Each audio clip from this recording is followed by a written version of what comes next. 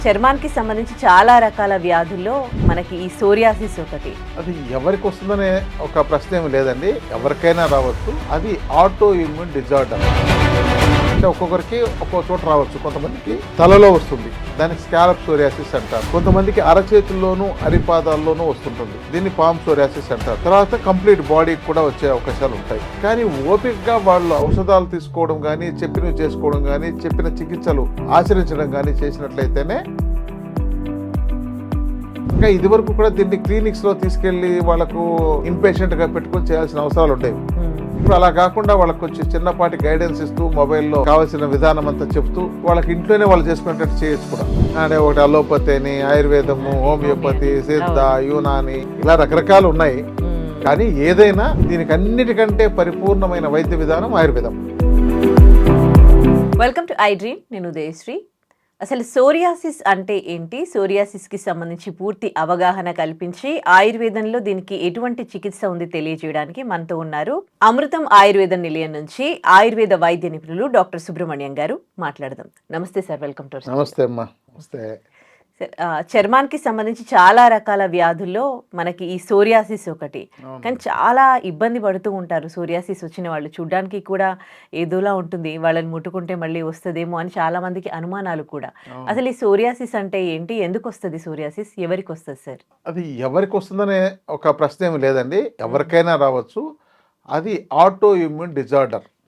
అంటే మన బాడీలోని మన కణజాలం మనకే రివర్స్గా పనిచేయడం వల్ల, మన యొక్క కణజాలాన్ని డ్యామేజ్ చేయడం వల్ల, ఆ యొక్క డ్యామేజ్ అయిన కణజాలమే ఆ యొక్క సెల్ లైఫ్ కోల్పోయి అవి పైన పెచ్చుల్లాగా మనకు బయటకు వచ్చేసి శరీరం అంతా, అంటే ఒక్కొక్కరికి ఒక్కో చోట రావచ్చు. కొంతమందికి తలలో వస్తుంది, దాన్ని స్కాలప్ సోరియాసిస్ అంటారు. కొంతమందికి అరచేతుల్లోనూ అరిపాదాల్లోనూ వస్తుంటుంది, దీన్ని పామ్ సోరియాసిస్ అంటారు. తర్వాత కంప్లీట్ బాడీకి కూడా వచ్చే అవకాశాలు ఉంటాయి. కొందరికి అక్కడక్కడ మచ్చలుగా రౌండ్స్గా ఉంటాయి. దాన్ని ఇలా గోకినట్లయితే పొట్టులాగా రాలుతుంటుంది. సో ఈ సమస్య చాలా మంది బాధపడుతున్నారు, కానీ తగ్గించడం చాలా తేలికే. కానీ ఓపికగా వాళ్ళు ఔషధాలు తీసుకోవడం కానీ, చెప్పినవి చేసుకోవడం కానీ, చెప్పిన చికిత్సలు ఆచరించడం కానీ చేసినట్లయితేనే ఇది సాధ్యమవుతుంది. చాలామంది బాధపడుతుండేవాళ్ళు తన కర్మ కొద్దీ వచ్చిందనుకోవచ్చు, లేకపోతే ఇది తగ్గదని ఎవరో అభిప్రాయాలని, ముఖ్యంగా వీళ్ళు ఏం చేస్తున్నారంటే ఈ సోరియాసిస్ వచ్చిన వాళ్ళందరూ కూడా ఎక్కడో ఎవరో చెప్పిన అభిప్రాయాన్ని అదే నిజమని తీసుకుంటున్నారు. ఇది తగ్గదు, ఇక అసలు ఇది పోదు, ఇది జీవితాంతం ఉంటుంది, ఇలాంటివి. సో ఆ అభిప్రాయాన్ని వాళ్ళు వదిలేసి మంచి నైపుణ్యం కలిగిన డాక్టర్లు చాలామంది తగ్గించినారు, మా దగ్గరకు వచ్చినా తగ్గుతున్నాయి. అంత అద్భుతంగా తగ్గే దానికి అసలు ఇలాంటి ఒపీనియన్స్ని మానుకోవడం మంచిది. అంటే ఏ మెడిసిన్ వాడాలో అవగాహన లేక వీళ్ళు ఇలా చేస్తున్నారా, లేకపోతే ఏంటి, ఎందుకు? అంటే వాళ్ళకు ఎవరిని సంప్రదించాలి, దీనికి ఎవరు బాగా చేస్తారు అంటే, ఒకప్పుడు మాకు కూడా తెలియదు. 10 ఏళ్ల ముందు వచ్చిన పేషెంట్కి బహుశా తగ్గకపోయి ఉండొచ్చు. అదే ఇప్పుడు వస్తే ఇంక దాని మీద ఇంకా మేము అవగాహన పెంచుకున్నాం. అంటే ఎలా ట్రీట్ చేస్తే తగ్గుతుందని. ఆయుర్వేదంలో శోధన చికిత్స అని చేస్తాం. అంటే బాడీలో చెడిపోయిన కణజాలాన్ని మొత్తం బయటికి వెళ్ళిపోవడానికి శోధన చికిత్సలో వమన చికిత్స, విరేచన చికిత్స అని చేస్తాం.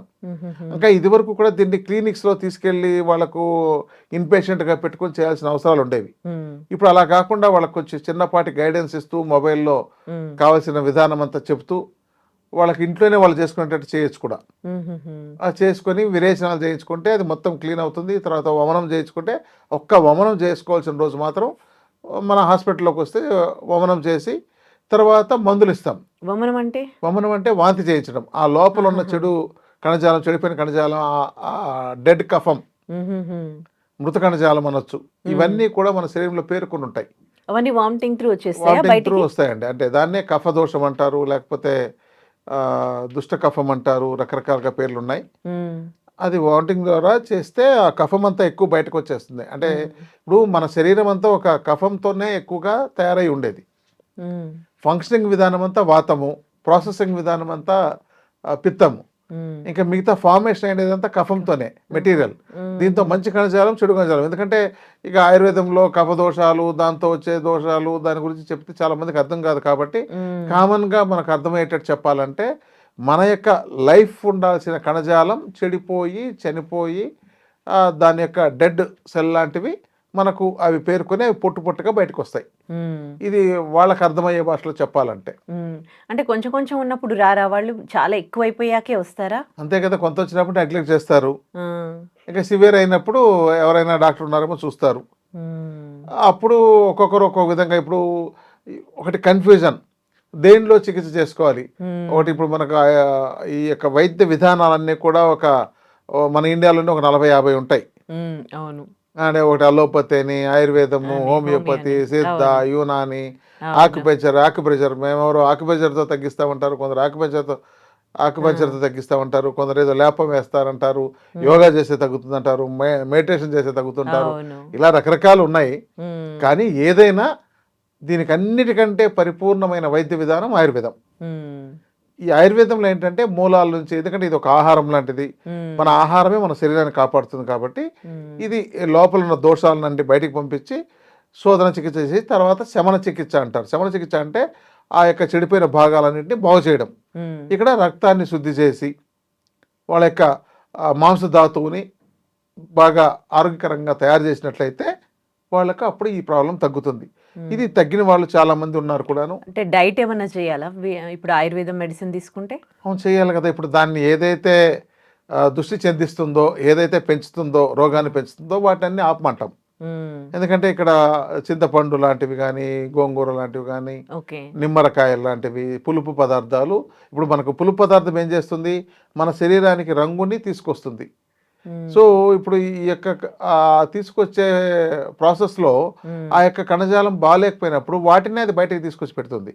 కాబట్టి ఇక్కడ పులుపు పదార్థాలని ఆపమని చెప్తాం అంతవరకే. కానీ తర్వాత కొంత బాగైన తర్వాత వాళ్ళు తీసుకోమని కూడా చెప్పొచ్చు. ఇందాక మీరే అంటున్నారు కదా చాలా వైద్య విధానాలు ఉన్నాయి మన ఇండియాలో అని. మరి అట్లాంటప్పుడు ఆయుర్వేదాన్ని సంప్రదిస్తే వాళ్ళకి ఉన్న అడ్వాంటేజెస్ ఏంటి? ఇది మంచి ప్రశ్న. ఎందుకంటే ఆయుర్వేదం మనకు కొన్ని వేల సంవత్సరాల నుంచి వచ్చింది. సో ఎంతో మంది మీద పరిశోధన చేయడం, ఎంతో మందికి ఇవ్వడం, దాంతో డెవలప్మెంట్స్ రావడం, అది ఇదివరకును ట్రెడిషనల్గా కొందరు ప్రాక్టీస్ చేసేవాళ్ళు. తర్వాత ఏంటంటే వారసత్వంగా వచ్చాయి. వారసత్వంగా చాలా మందికి చేసి అనుభవం పొంది ఉన్నారు. ఆయుర్వేదం మీద అనుభవం పొందిన వాళ్ళు కొన్ని ఏళ్ళు, అంటే 50 ఏళ్ళు, 60 ఏళ్ళు, 70 ఏళ్ళు కూడా అనుభవం పొందిన వాళ్ళు ఉన్నారు.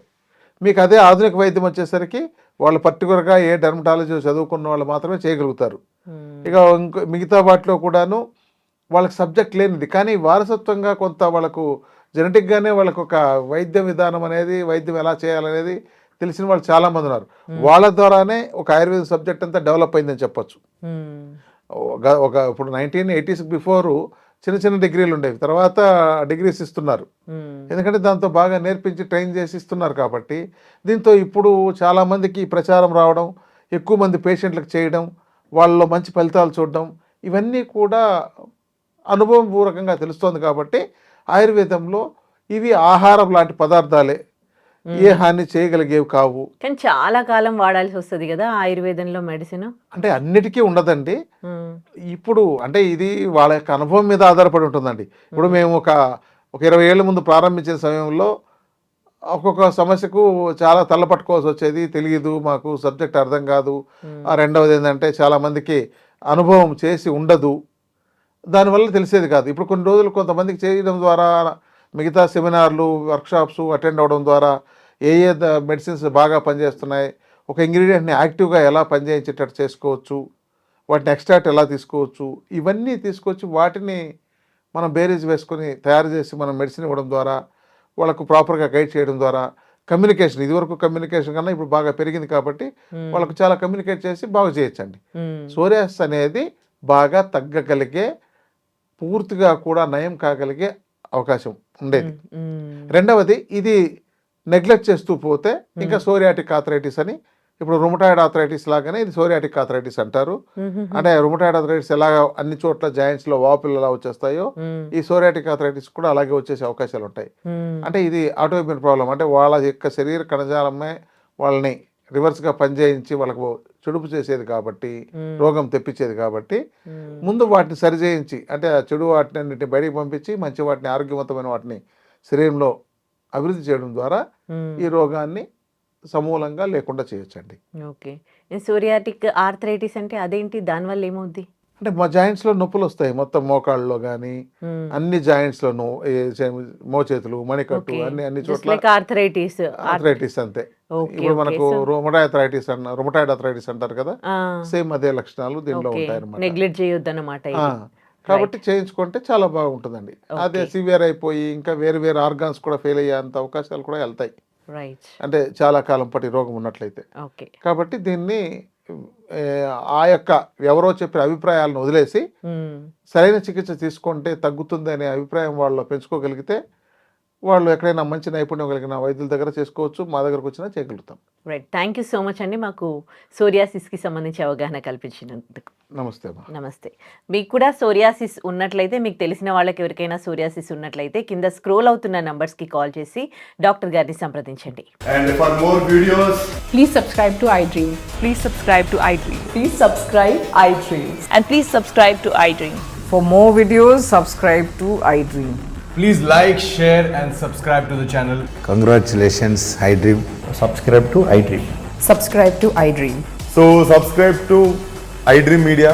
iDream ki iDream team అందరికి huge congratulations. Please subscribe iDream Media. Please subscribe to iDream. Subscribe iDream. Please subscribe to iDream. iDream అంటే నా కళల ఛానల్ను సబ్స్క్రైబ్ చేసుకున్న నోరు తిరుగుతలేదు, మీరైతే గంట గుర్తు కొట్టండి. For more such videos, please subscribe to iDream.